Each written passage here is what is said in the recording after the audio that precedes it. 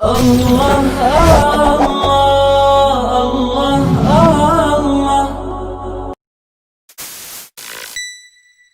الحمد لله رب العالمين، وصلى الله وسلم على نبينا محمد وعلى آله وصحبه أجمعين، وبعد.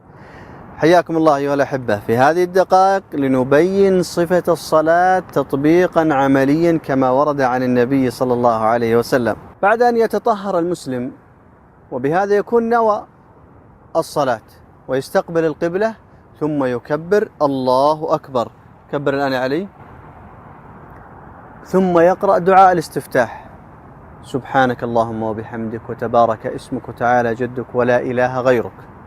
ثم يقول: أعوذ بالله السميع العليم من الشيطان الرجيم، بسم الله الرحمن الرحيم، الحمد لله رب العالمين. وهنا نقطة مهمة يجب التنبيه عليها: ينسى بعضهم البسملة وهي آية من آيات الفاتحة، وإذا أخل بالفاتحة والفاتحة ركن فتبطل الصلاة. يقرأ الفاتحة ثم يقرأ ما تيسر بعدها. بعدما يقرأ ما تيسر يرفع يديه قائلا الله أكبر لكي يركع. ارفع يديك الآن، الله أكبر، يركع بهذه الصفة. بعدما يركع يقول: سبحان رب العظيم، سبحان رب العظيم، سبحان رب العظيم 3 مرات. ثم يرفع من الركوع قائلا: سمع الله لمن حمده ربنا ولك الحمد، رافعا يده هكذا.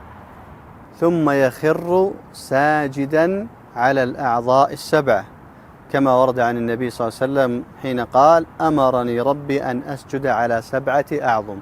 ثم يخر ساجدا على الأعضاء ال7: الرأس، اليدين، الركبتين، القدمين، ويقول: سبحان ربي الأعلى، سبحان ربي الأعلى، سبحان ربي الأعلى 3 مرات.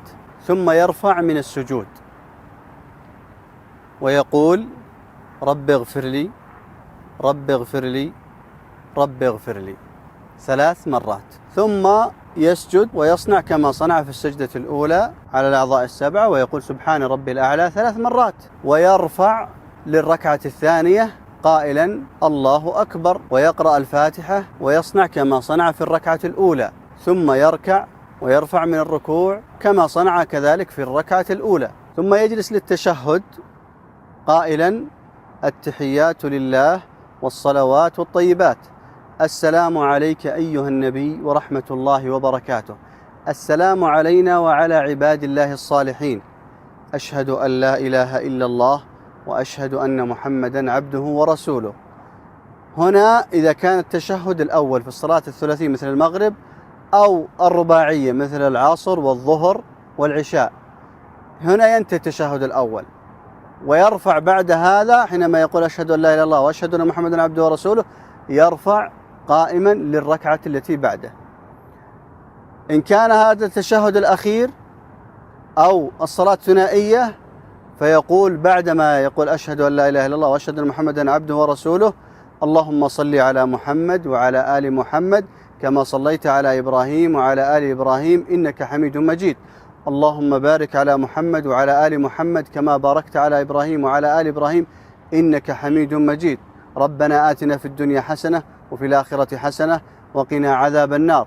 ثم يدعو بما شاء من خيري الدنيا والآخرة مما ثبت عن النبي صلى الله عليه وسلم، وهذا من المواطن في أدبار الصلوات المفروضة من مواطن إجابة الدعاء.